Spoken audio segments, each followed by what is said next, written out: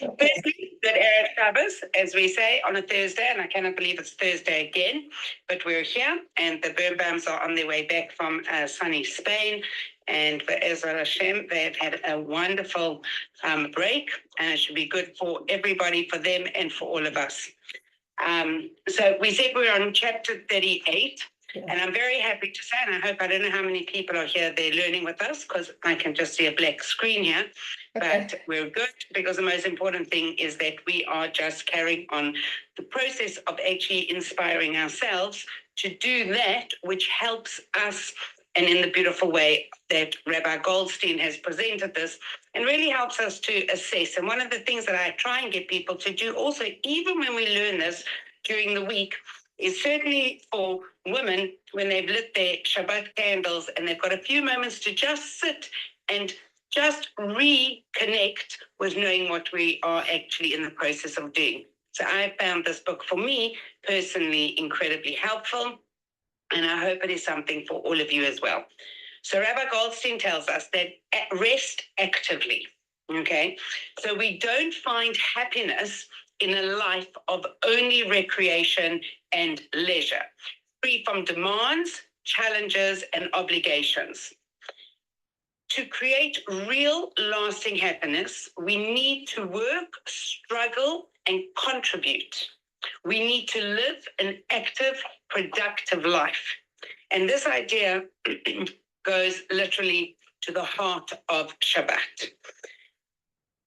You know, when people would come up sometimes and spend a Shabbat with us, you know, they say, well, what can't I do? And the truth is, we had to look at what can one actually do. And this is what we're talking about. And the Midrash recounts how Hashem finished creating the world. He noticed that one thing was missing. And that one thing that was missing was menucha. Superficially, we translate that as rest. So he created Shabbat. Shabbat did not just materialize when Hashem stopped creating on the seventh day. Shabbat was itself a divine creation like everything else in the universe. The Midrash compares this to a king who has prepared a magnificent hall and a wedding canopy, but is still waiting for the bride. So too, when God created the world, the whole of creation awaited the bride, and that bride was Shabbat, which we refer to when we sing the words of the beautifully poetic prayer of Lecha Dodi, welcoming in Shabbat as a bride. This analogy to a bride overturns a possible misconception of Shabbat. If it is simply a day of rest, an absence of stress and demands, rather than the presence of something positive, why is it symbolized by a bride? A bride is very much a presence at a wedding. She is the beauty, the meaning, the purpose of the actual event. We were at a very beautiful chuppah yesterday of Rachel Phillips and Eddie Simon, and everything was so beautiful. And somebody said, and they were talking about something about the woman's clothing. We said, no, the bride is the one in the white. And that is as really a thing of significance, because she is there as something different. And Rabbi Goldstein continues, and he says that it emerges that menucha, rather than simply rest, is something active, positive, and creation, a real presence, like a bride at a wedding, filling the world with the beauty of purpose. Shabbat is not simply a day of rest, it is a day of action, filled with rich experience and meaningful activity, spending time with family, enjoying festive meals together, and singing, sharing Torah ideas, praying, connecting with the community, connecting with Hashem. Shabbat shows us that happiness, deep contentment, and tranquility of spirit comes from living actively and purposefully, from doing good and living in harmony with our deepest inner nature, with our soul, which was not created to be inactive. In these very long Shabbos, which now we're on the side, sadly, of going back towards the shorter Shabbases and the shorter winter, the shorter days, we've had such opportunity. And sometimes people say, like, well, what can you do? What do you do? It's such a long Shabbos. And I have to say, for me, enjoying the long Shabbat is certainly far, far better than having those Shabbat when it finishes suddenly at 4 o'clock in the afternoon. Shabbat is finished and gone. Hashem created us to be active and productive. An analogy is given of a river flowing down towards the ocean. When something obstructs its course, the river becomes turbulent with rapids and currents. Hashem created each of us with a soul, and the purpose is to do good in this world, to fulfill Hashem's commandments, and to carry sacred responsibilities. In the same way that a river naturally flows down towards the ocean, our souls naturally flow up towards Hashem. All things yearn to return to their source. When we interrupt that natural flow, the result is tension and turbulence. Fulfillment and inner peace come only from acting in harmony with Hashem's will, from doing good and living with purpose.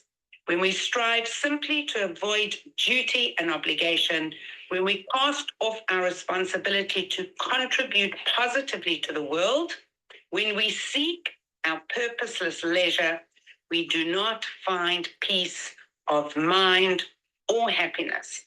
On the contrary, we actually become restless, uneasy, and losing our equilibrium. The Siddur describes Shabbat as offering us rest of love and generosity, rest of truth and faith. The emotional and physical effort needed to nurture true love is considerable, but inner peace and deep contentment emerge from investing our energy in our most precious relationships. Shabbat also helps us become generous people and true givers, a way of living that requires real effort. Truth and faith, likewise, do not come easily. The study of Torah is all about the pursuit of truth and requires substantial mental and emotional effort.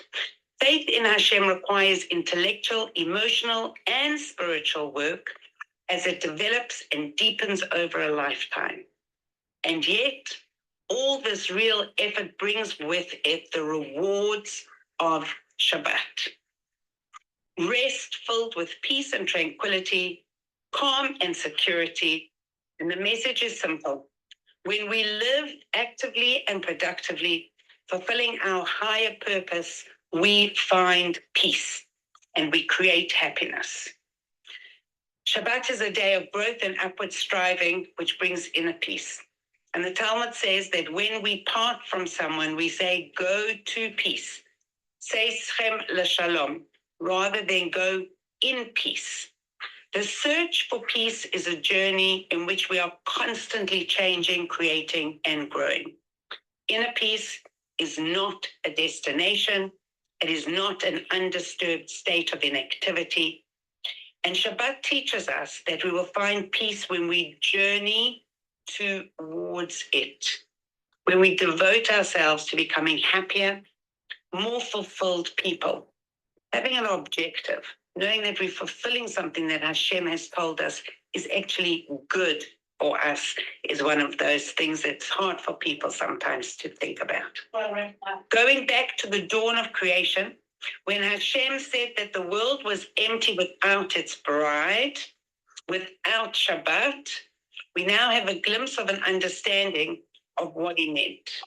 Without Shabbat and what it represents, the world is an empty physical shell, strikingly beautiful and brilliant, but without its soul, without its neshama, without meaning and purpose, like a wedding hall, decorated and magnificent, but without its bride. The lesson for us is clear. Happiness does not come from seeking a life empty of challenge and contribution. It comes from living actively, from learning and from growing, from doing good deeds and contributing, and from living with divine purpose.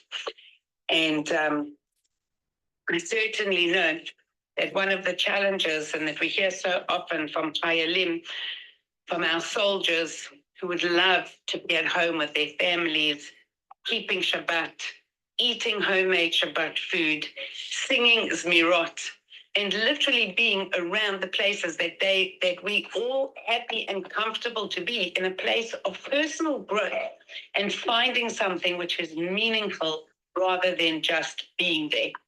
So maybe it is actually a beautiful time that we take this Shabbat, and specifically now, and we find a time that we say, this Shabbat and all the others, that we want to actively do something for those who are unable to be doing and to be keeping and to be bringing Shabbat into their homes.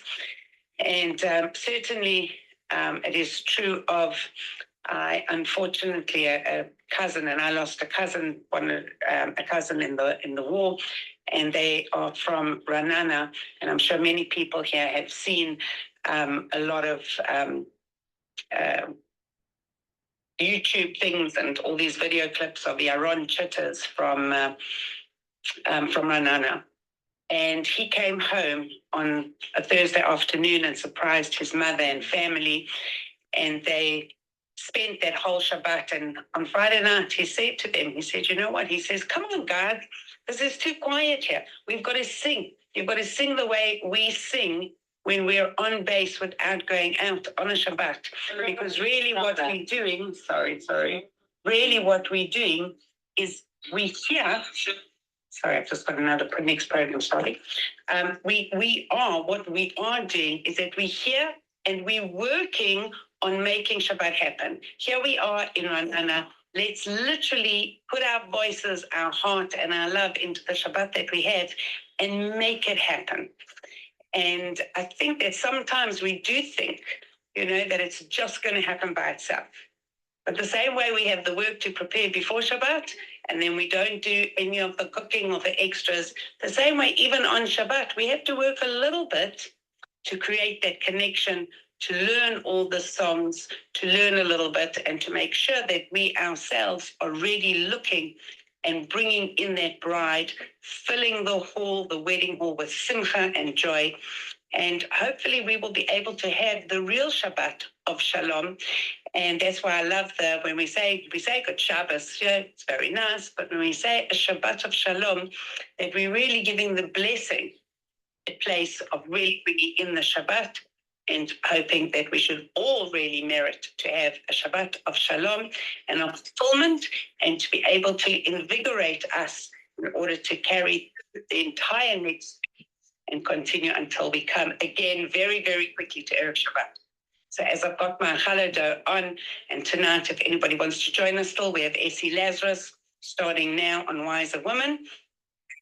We just continue to inspire ourselves for bringing Shabbat to a more meaningful place in all of our lives.